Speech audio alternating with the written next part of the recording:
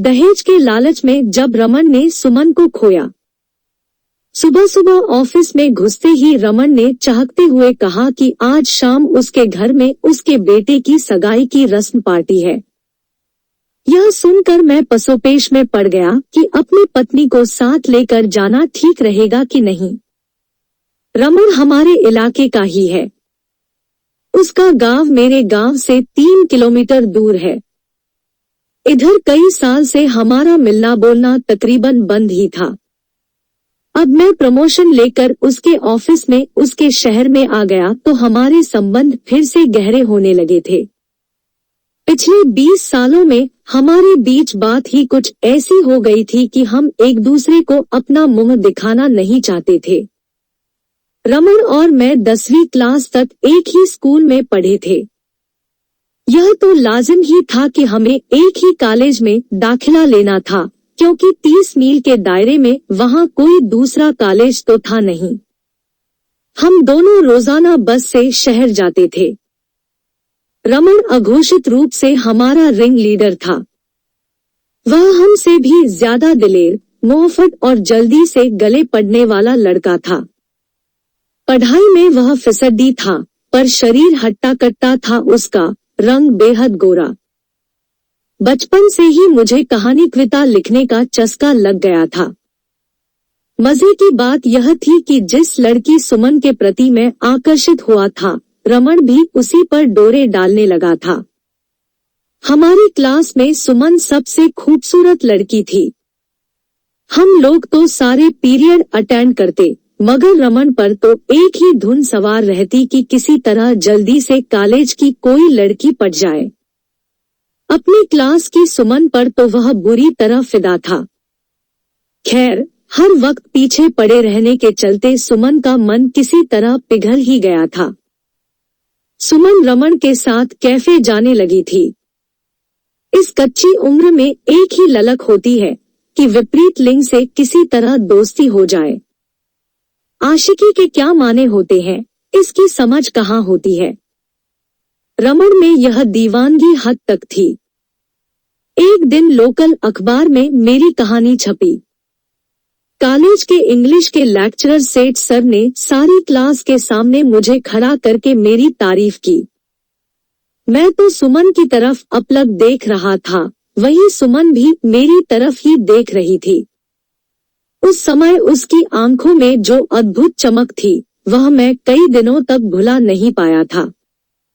पता नहीं क्यों उस लड़की पर मेरा दिल अटक गया था, जबकि मुझे पता था कि वह मेरे दोस्त रमन के साथ कैफे जाती है। रमन सबके सामने ये किस्से बढ़ा कर बताता रहता था। सुमन से अकेले मिलने के कई और मौके भी मिले थे मुझे। कॉलेज के टूर के दौरान एक थिएटर देखने का मौका मिला था हमें। चांस की बात थी कि सुमन मेरे साथ वाली कुर्सी पर थी। हाल में अंधेरा था। मैंने हिम्मत करके उसका हाथ अपने हाथ में ले लिया तो बड़ी देर तक उसका हाथ मेरे हाथ में रहा। रमन से गहरी दोस्ती होने के बावजूद बरसों तक मैंने रमन से सुमन के प्रति अपना प्यार छिपाए रखा। डर था कि क्या पता रमन क्या कर बैठे, कहीं कॉलेज आना न छोड़ दे। सुमन के मामले में वह बहुत संजीदा था। एक दिन किसी बात पर रमन से मेरी तकरार हो गई। मैंने कहा, क्या हर वक्त मेरी सुमन की रट लगाता रहता है? यूं ही तू इम्तिहान में कम नंबर लाता रहेगा तो वह किसी और के साथ चली जाएगी। रमन दहाड़ा, मेरे सिवा वह किसी और के बारे में सपने में भी नहीं सोच सकती। मैंने अनमना होकर यूं ही कह दिया, कल मैं तेरे सामने सुमन के साथ इसी कैफे में इसी टेबल पर कॉफी पीता मिलूंगा। हम दोनों में शर्त लग गई। मैं रात भर सो नहीं पाया। सुमन ने अगर मेरे साथ चलने से मना कर दिया तो रमन के सामने मेरी किरकिरी होगी, मेरा दिल भी टूट जाएगा। मगर मुझे सुमन पर भरोसा था कि वह मेरा दिल रखेगी। दूसरे दिन सुमन मुझे लाइब्रेरी से बाहर आती हुई अकेली मिल गई। मैंने हिम्मत करके उससे कहा कि आज मेरा उसे कॉफी पिलाने का मन कर। रहा है। मेरे उत्साह के आगे वह मना न कर सकी। वह मेरे साथ चल दी। थोड़ी देर बाद रमन भी वहां पहुंच गया। उसका चेहरा उतरा हुआ था। खैर, कुछ दिनों बाद वह बात आई गई हो गई। सुमन और मेरे बीच कुछ है या हो सकता है। रमन ने इस बारे में कभी कल्पना भी नहीं की थी और उसे कभी इस बात की भनक तक नहीं लगी। कॉलेज में छात्र यूनियन के चुनावों के दौरान खूब हुड़दंग हुआ। रमन ने चुनाव जीतने के लिए दिन रात एक कर दिया। वह तो चुनाव रणनीति बनाने में ही बिजी रहा। वह जीत भी गया। चुनाव प्रचार के दौरान मुझे सुमन के साथ कुछ पल गुजारने का मौका मिला। न वह अपने दिल की बात कह पाई और न कि मेरे मुंह से ऐसा कुछ निकला। दोनों सोचते रहे कि पहल कौन करे। जब कभी कहीं अकेले सुमन के साथ बैठने का मौका मिलता तो हम ज्यादातर खामोश ही बैठे रहते। एक दिन तो रमन ने कह ही दिया था कि तुम दोनों गूंगों की अपनी ही कोई भाषा है। सचमुच सच्चे प्यार में चुप रहकर ही दिल से सारी बातें करनी होती है। मैं एमए की पढ़ाई करने के लिए यूनिवर्सिटी चला गया। रमन ने बीए करके घर में खेती में ध्यान देना शुरू कर दिया। साथ में नौकरी के लिए तैयारी करता रहता। मैं महीने भर बाद गांव आता तो फटाफट रमन से मिलने उसके गांव में चल देता। वह मुझे सुमन की खबरें देता। रमन को जल्दी ही अस्थायी तौर पर सरकारी नौकरी मिल गई। सुमन भी वही थी। सुमन के पिता को हार्ट अटैक हुआ था, इसीलिए सुमन को जॉब की सख्त जरूरत थी। काफी अरसा हो गया था। सुमन से मेरी कोई मुलाकात नहीं हुई। मौका पाकर मैं उसके कस्बे में चक्कर लगाता, उस कैफे में कई बार जाता, मगर मुझे सुमन का कोई अता पता न मिलता। मेरी हालत उस बदकिस्मत मुसाफिर की तरह थी जिसकी बस उसे छोड़कर चली गई थी और बस में उसका सामान भी रह गया था। संकोच के मारे मैं रमन से सुमन के बारे में ज्यादा पूछताछ नहीं कर सकता था। रमन के आगे मैं गिड़गिड़ाना नहीं चाहता था। मुझे उम्मीद थी कि अगर मेरा प्यार सच्चा हुआ तो सुमन मुझे जरूर मिलेगी। सुमन को तो उसकी जॉब में पक्का कर दिया गया। उसमें काम के प्रति लगन थी। रमन को 6 महीने बाद निकाल दिया गया। रमन को जब नौकरी से निकाला गया तब वह जिंदगी और सुमन के बारे में संजीदा हुआ। उसके इस जुनून से मैं एक बार तो घबरा गया।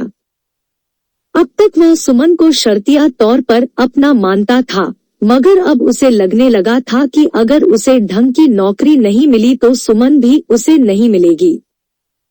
इसी दौरान मैंने सुमन से उसके ऑफिस जाकर मिलना शुरू कर दिया था।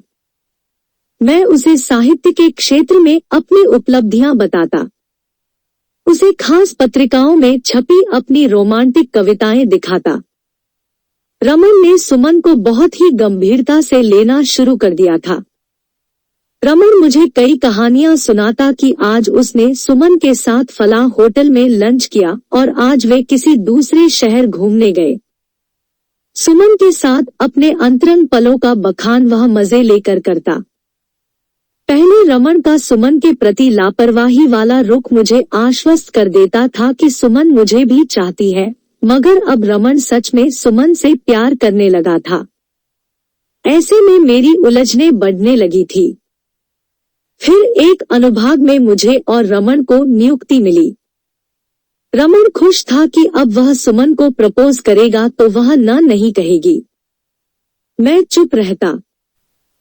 मैं सोचने लगा कि अब अगर कुछ उलटफेर हो तभी मेरी और सुमन में नजदीकियां बढ़ सकती हैं। हमारा ऑफिस सभी विभागों के बिल पास करता था। यहाँ प्रमोशन के चांस बहुत थे। मैं विभागीय परीक्षाओं की तैयारी में जुट गया। एक दिन मैं और रमन साथ बैठे थे, तभी अंदर से रमन के लिए बुलावा आ गया। 5 मिनट बाद रमन मुस्कुराता हुआ बाहर आया। उसने मुझे अंदर जाने को कहा। अंदर जिला शिक्षा अधिकारी बैठे थे। वे मुझे अच्छी तरह से जानते थे। मेरे बॉस ने ही सारी बात बताई। बेटा, वैसे तो मुझे यह बात सीधे तौर पर तुमसे नहीं करनी चाहिए। कौशल साहब को तो आप जानते ही हैं। मैं इनसे कह बैठा कि हमारे ऑफिस में 2 लड़कों ने ज्वाइन किया है। इनकी बेटी बहुत सुंदर और होनहार है। ये करोड़पति हैं। बहुत जमीन है इनकी शहर के साथ। ये चाहते हैं कि तुम इनकी बेटी को देख लो, पसंद कर लो और अपने घर वालों से सलाह कर लो। रमन से भी पूछा था, मगर उसने कोई संतोषजनक जवाब नहीं दिया। अब तुम्हें मौका मिल रहा है। रमन से मैं हर बार 19 ही पढ़ता था। बार बार कुदरत हमारा मुकाबला करवा रही थी। एक तरफ सुमन थी और दूसरी तरफ करोड़ों की जायदाद। घर जमाई बनने के लिए मैं तैयार नहीं था और सुमन से इतने सालों से किया गया प्रेम। फिर पता चला कि शिक्षा अधिकारी ने रमन के माँ बाप को राजी कर लिया है। रमन ने अपना रास्ता चुन लिया था। सुमन से सारे कस्मे वादे तोड़कर वह अपने अमीर ससुराल चला गया था। मैं प्रमोशन पाकर दिल्ली चला गया था। सुमन का रमन के प्रति मोह भंग हो गया था। सुमन ने एक दूसरी नौकरी ले ली थी और 2 साल तक मुझे उसका कोई अतापता नहीं मिला। बहन की शादी के बाद मैं भी अखबारों में अपनी शादी के लिए इश्तिहार देने लगा था। सुमन को मैंने बहुत ढूंढा। इसके लिए मैंने करोड़पति भावी ससुर का ऑफर ठुकरा दिया था। वह सुमन भी अब न जाने कहां गुम हो गई थी। उसने मुझे हमेशा सस्पेंस में ही रखा। मैंने कभी उसे साफ साफ नहीं कहा कि मैं क्या चाहता हूं और वह पगली मेरे प्यार की शिद्दत नहीं जान पाई। अखबारों के इश्तिहार के जवाब में मुझे एक दिन सुमन की मां द्वारा भेजा हुआ सुमन का फोटो और बायोडाटा मिला। मैं तो निहाल हो गया। मुझे लगा कि मुझे खोई हुई मंजिल मिल गई है। मैं तो सरपट भागा। मेरे घर वाले हैरान थे कि कहां तो मैं लड़कियों में इतने नुक्स निकालता था और अब इस लड़की के पीछे दीवाना हो गया हूं। शादी के बाद भी लोग पूछते रहते थे कि क्या तुम्हारी शादी लव मैरिज थी या अरेंज, तो मैं ठीक से जवाब नहीं दे पाता था। मैं तो मुस्कुरा कर कहता था कि सुमन से ही पूछ लो। सुमन से शादी के बाद रमन के बारे में मैंने कभी उससे कोई बात नहीं की। सुमन ने भी कभी भूले से रमन का नाम नहीं लिया। वैसे रमन सुंदर और स्मार्ट था। सुमन कुछ देर के लिए उसके जिस्मानी खिंचाव में बंध गई थी। रमन ने उसके मन को कभी नहीं छुआ। जब रमन ने सुमन को बताया होगा कि उसके माँ बाप उसकी सुमन से शादी के लिए राजी नहीं हो रहे हैं, तो सुमन ने कैसे रिएक्ट किया होगा। रमन ने यह तो शायद नहीं बताया होगा कि करोड़पति बाप की एकलौती बेटी से शादी करने के लिए वह सुमन को ठुकरा रहा है। मगर जिस लहजे में रमन ने बात की होगी, सुमन सब कुछ समझ गई होगी। तभी तो वह दूसरी नौकरी के बहाने गायब हो गई। इन 2 सालों में सुमन ने मेरे और रमन के बारे में कितना सोचा विचारा होगा। रमन से हर लिहाज में मैं पहले रैंक पर रहा, मगर सुंदरता में वह मुझसे आगे था। आज रमन के बेटे की सगाई का समाचार पाकर मैं सोच में था कि रमन के घर जाएं या नहीं। सुमन ने सुना तो जाने में कोई खास दिलचस्पी भी नहीं दिखाई। उसे यकीन था कि अब रमन का सामना करने में उसे कोई झेप या असहजता नहीं होगी। इतने सालों से रमन अपने ससुराल में ही रह रहा था। सास ससुर मर चुके थे। इतनी लंबी चौड़ी जमीन शहर के साथ ही जुड़ गई थी। खुले खेतों के बीच रमन की आलीशान कोठी थी। खुली छत पर पार्टी चल रही थी। रमन ने सुमन को देखकर भी अनदेखा कर दिया। एक औपचारिक सी नमस्ते हुई। अब मैं रमन का बॉस था। रमन के बेटे और होने वाली बहू को पूरे ऑफिस की तरफ से उपहार मैंने सुमन के हाथों ही दिलवाया। पहली बार रमन ने हमें हैरानी से देखा था जब मैं और सुमन उसके घर के बाहर कार से साथ साथ उतरे थे। वह समझ गया था कि हम मियां बीवी हैं।